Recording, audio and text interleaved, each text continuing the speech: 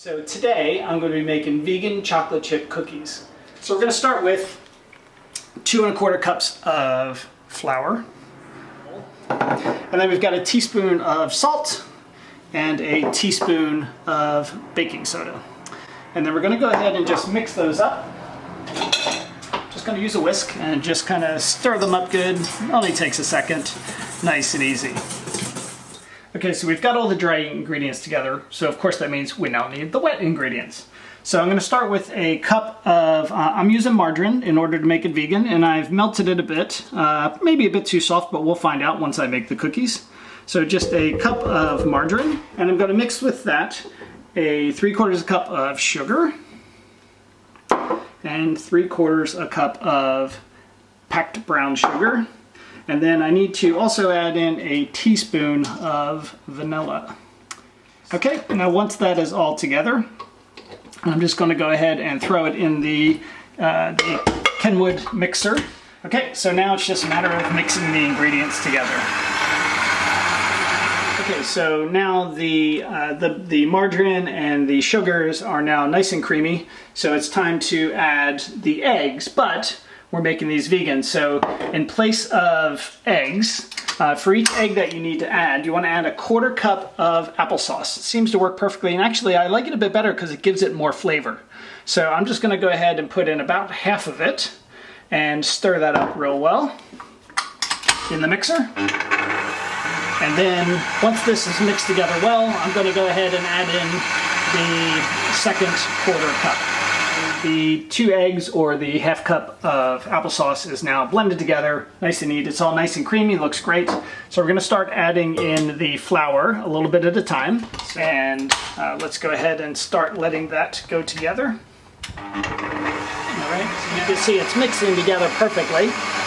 So yep, I'm okay with that now. So I'm going to stop that. And I'm just going to pour in the rest of the flour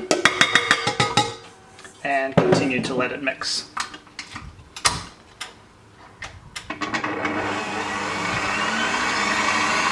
Okay, so now what I like to do after it's kind of been mixing for a little while, you can see there's lots of flour on the sides and everything. So I like to go ahead and stop it and give it a good little scrape down the sides because I don't want to miss out on any morsels of this at all.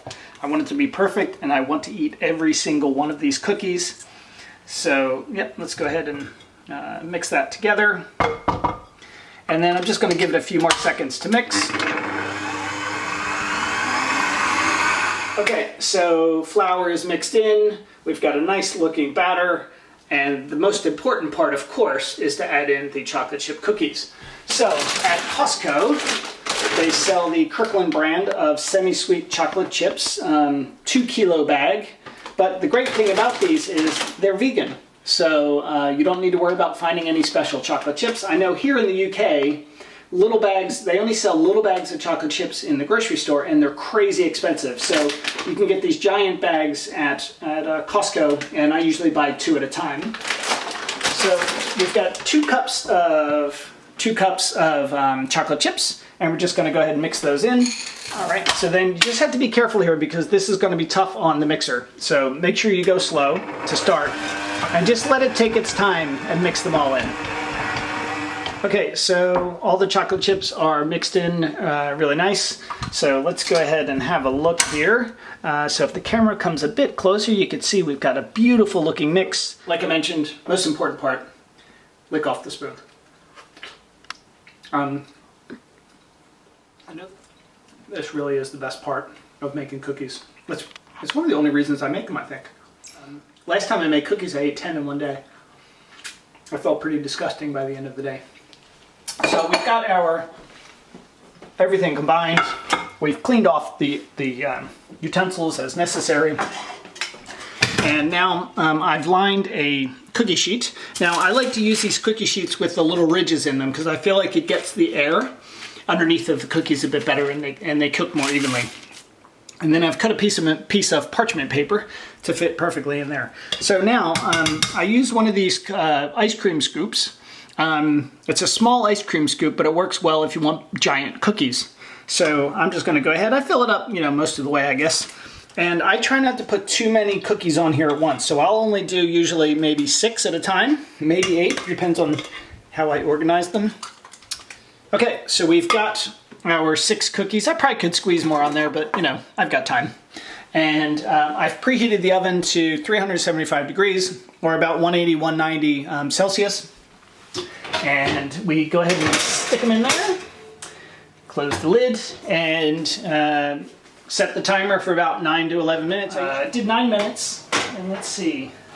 Oh, they look like a perfect golden brown. The smell is incredible.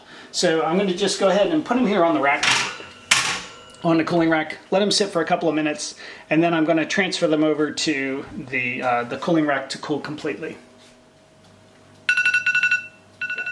Okay, so the cookies have sat for about 2 minutes. I'm going to go ahead and move them over to the rack. Oh my God, they look absolutely amazing. But I'm real gentle with them because, I mean, they are cookies after all, so you have to be very gentle. All right, it's time for the acid test.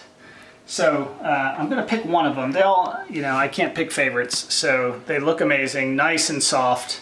When I open it up, we can see we've got nice gooiness there. And then, oh my God, so delicious.